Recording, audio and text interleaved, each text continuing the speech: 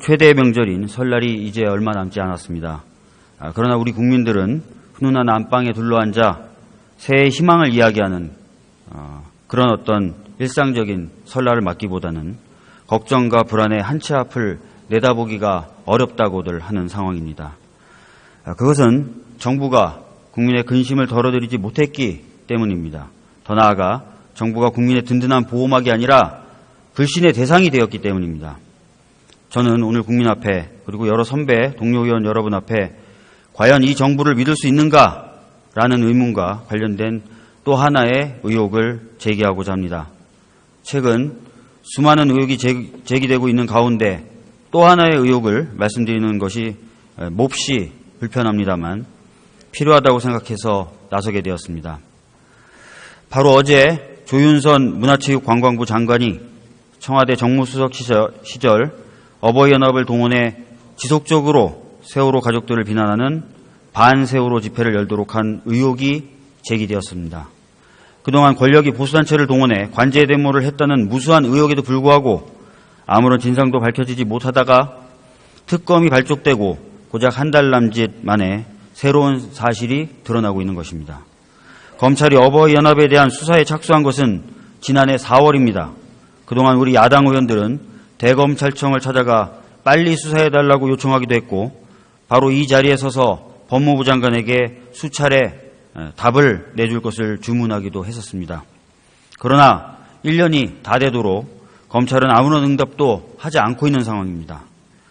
4건의 고소고발이 있었고 관련자가 굉장히 많아서 관련자들을 조사하고 자료를 수집하려면 많은 시간이 걸린다라는 것이 검찰의 변명이었습니다. 저는 지난 5월 어버이연합을 동원해 관제 데모를 했다는 소위 어버이연합 게이트의 담당 검사가 여권 실권자의 아들이어서 수사가 지연되는 것은 아닌가라는 문제를 제기하기도 했었습니다. 물론 그때도 검찰은 묵묵부답이었습니다. 저는 오늘 또 하나의 사실을 여러분 앞에 공개하고자 합니다. 어버이연합 사무총장 추선희 씨의 남매인 추모 씨는 현재 김수남 검찰총장의 부속실에서 근무하고 있습니다. 지난 1989년 사무보조원으로 임명된 추모 씨는 9급, 8급으로 승진을 거듭한 끝에 현재 7급 주무관으로 검찰총장 부속실에서 근무하고 있는 것입니다. 추모 씨의 근무 이력을 보면 지난 2014년 서울중앙지검장실, 2015년 대검차장실에 근무했습니다. 이것은 김수남 검찰총장의 근무 이력과 정확히 일치하는 것입니다. 한편 이처럼 채 1년도 되지 않아 보직이 변경되는 사례에 대해 법무부 관계자는 불가능에 가깝다라는 평을 하기도 했었습니다. 객관적인 이력만으로도 검찰총장과 밀접한 관련이 있다는 추정이 충분히 가능해 보입니다. 수사 대상의 혈육이 현직 검찰총장의 이력과 동일한 경로로 승진하여 현재는 그 부속실에 근무하고 있다는 사실은 검찰이 왜 어버이연합을 1년이 다 되도록 제대로 수사하지 못하는지에 대해서 일정 정도 해명하는 근거가 될 수 있다고 생각됩니다. 어버이연합 게이트가 특검의 수사 대상이라면 특검은 시간이 부족하더라도 이 부분에 대해 철저히 수사해 주시기 바랍니다. 그리고 만약 어버이연합 게이트가 여전히 검찰의 수사 대상이라면 검찰은 이제라도 철저한 수사가 가능하도록 담당 검사를 재배정하기 바랍니다. 또한 수사에 부담이 될 수 있는 요소를 제거하기 바랍니다. 그래야 국민은 검찰의 수사를 믿고 그 결과를 인정할 것입니다. 아울러 조속한 수사에 대해서도 다시 한번 촉구해드립니다. 국민 여러분께 훈훈한 설 명절을 돌려드릴 수 있는 것은 국가가, 정부가 믿을 만한 것이다라는 느낌을 드리는 것이라 생각합니다. 우리 그것을 위해서 작은 제안을 하나 드렸다고 생각해 주셨으면 좋겠습니다. 경청해 주셔서 감사합니다. 수고하셨습니다.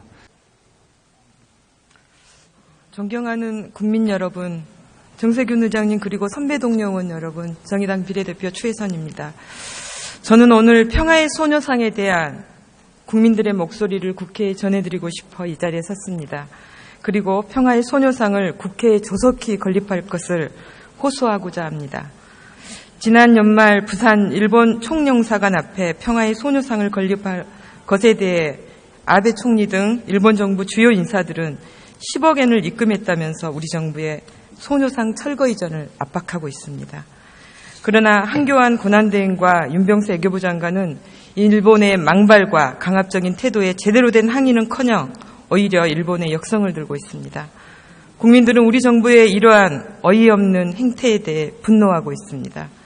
저는 지난주 일본 대사관 앞에서 열린 일본군 위안부 문제 해결을 위한 정기 수요 집회에 다녀왔습니다. 유관순 열사와 같은 나이인 17살 이하 여고 학생들이 수요 집회를 주관했고 초등학생과 중학생들도 많이 참여했습니다. 이것은 남항주에서 온 초등학생들이 만들어 온 손팻말입니다. 일본은 즉각 사죄하라. 그리고 할머니 힘내세요. 추운 날씨에 고사리 손으로 이 팻말을 들고 있었습니다. 이화여고 학생들의 다짐을 소개하고자 합니다. 저희는 열심히 공부해야 하는 대한민국의 고등학생입니다. 그러나 저희는 학교에서 무작정 공부만 할 수는 없었습니다. 왜냐하면 저희는 가슴 아픈 역사를 알기에 그 잘못된 역사를 그저 두고 볼 수만은 없기 때문입니다. 정부와 외교부 장관은 일본의 망언에 항의 한마디도 못하는 굴욕스러운 상황을 이어가고 있습니다. 도대체 누가 누구를 겁박하고 울음장을 놓는 것인지, 정부는 왜 역사의 가해자와 피해자가 뒤바뀐 듯한 상황을 만들었는지 너무나 개탄스럽습니다. 저희 고등학생은 할머니의 손을 잡고 함께 동행하겠습니다. 저희 고등학생도 아픈 역사를 지우고 정의로운 역사를 써내려가는 데 함께하겠습니다. 저는 지금도 그 목소리가 선명하게 기억됩니다. 그리고 국회의원으로서 너무 부끄러웠습니다. 그래서 그날 수요 집회에서 저는 아무런 말도 할 수 없었습니다. 우리 정부는 일본 정부의 거출금 10억엔과 소녀상 철거 이전은 아무 관련이 없음을 누차 밝혀왔습니다. 얼마 전 귀국한 반기문 전 유엔 사무총장도 10억엔과 소녀상이 연계되어 있다면 1228 한일 위안부 합의는 잘못된 것이라는 입장을 밝혔습니다. 이에 우리 국회도 국민들의 분노에 찬 목소리를 대변해야 합니다. 국회 차원에서 일본 정부의 평화의 소녀상 철거 이전 요구 중단을 촉구하고 한일 관계를 악화시키는 강경 조치들도 일본 정부가 조속히 처리할 것을 촉구해야 합니다. 우리 정부에게도 문제의 근원인 10억엔을 일본에 돌려줄 것을 요구해야 합니다. 나아가 민의를 대변하는 우리 국회는 박근혜 정권과 다르다는 것도 보여줘야만 합니다. 평화의 소녀상은 일본군 위안부 피해자들의 명예와 인권 회복, 평화의 상징임과 아울러 한일 양국 국민 모두에게 반인륜적 전쟁 범죄를 기억하게 하는 살아있는 역사책입니다. 그렇기에 민의의 정당인 국회에 평화의 소녀상을 건립하는 것이 반드시 필요합니다. 이는 지난해 9월 우리 당 심상정 대표가 비교섭단체 대표연설을 통해 제안한 사항입니다. 민의의 전당인 국회에 평화의 소녀상을 건립하여 일본군 위안부 피해자들의 명예와 인권 회복을 돕고 국회를 방문하는 모든 사람들이 반인륜적 전쟁 범죄를 기억하게 해야 합니다. 저는 지난주 의장님과 동료 선배 의원님들께 국회 평화의 소녀상 건립 추진을 위한 서명 요청 친전을 보내드렸습니다. 많은 분들이 서명서를 보내주셨습니다. 고맙습니다. 그러나 아직도 더 많은 의원님들의 동참이 필요합니다. 일본 정부의 거출금 10억엔과 소녀상 철거 이전은 아무 관련이 없다고 우리 정부도 지속적으로 밝혀오고 있습니다. 더구나 국회 평화의 소녀상 건립은 일본이 주장하는 공간지역 보호와 안녕교란 및 품위 손상과 무관합니다. 국회 차원에서 국민들의 목소리를 대변하고 국회에 평화의 소녀상을 건립하는 것은 행정부를 견제하라고 선출해준 우리 국민에 대한 국회의원들의 최소한의 도리가 아닐까 생각합니다.